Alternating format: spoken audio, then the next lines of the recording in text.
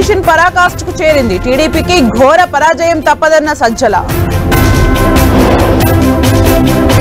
ఉండి TDP seat రఘురామకృష్ణరాజుకు అంటూ వార్తలు. టికెట్ తనకి ఇచ్చేశారంటున్న సిట్టింగ్ ఎమ్మెల్యే.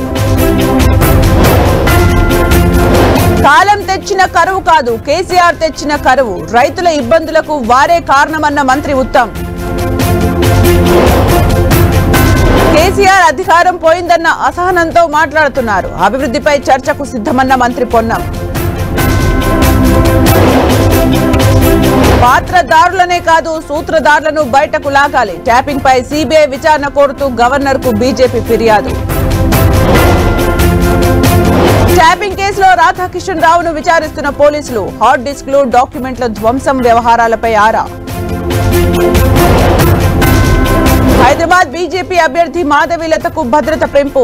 వైప్లెస్ సెక్యూరిటీ కల్పించిన కేంద్ర హోంశాఖ. నమ్మిన పార్టీకి వెన్నుపోటు పొడిచే వ్యక్తిని కాదు, పార్టీ మార్పు వార్తలను ఖండించిన గంగుల కమలాకర్.